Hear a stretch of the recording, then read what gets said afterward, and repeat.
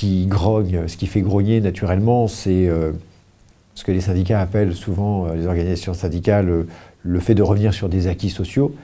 Là, le problème, c'est que les acquis sociaux sont en dehors de la réglementation. Donc, ce ne sont pas de vrais acquis. Enfin, c'est quelque chose sur lequel on a été peut-être permissif pendant des années, sur lequel on ne peut plus l'être aujourd'hui.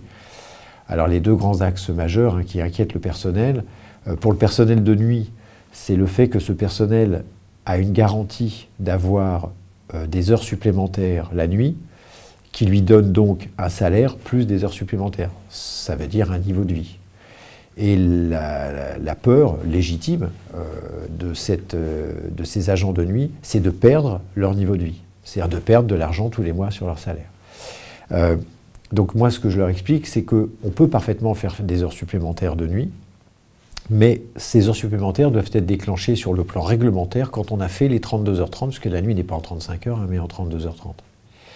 Or, ici, à l'hôpital de Pontoise, les heures supplémentaires sont déclenchées avant d'avoir réalisé les 32h30 de nuit. Donc, il s'agit d'abord de réaliser les 32h30 de nuit, puis, éventuellement, de déclencher des heures supplémentaires. Pour le personnel de jour, là, c'est les 35 heures.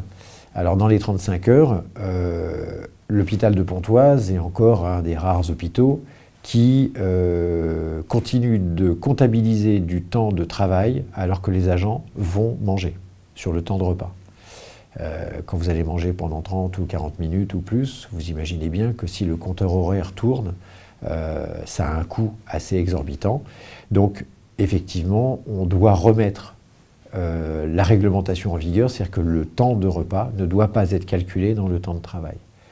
Exception faite de certains agents, au lit du patient, qui ne peuvent pas aller manger, qui doivent rester dans le service.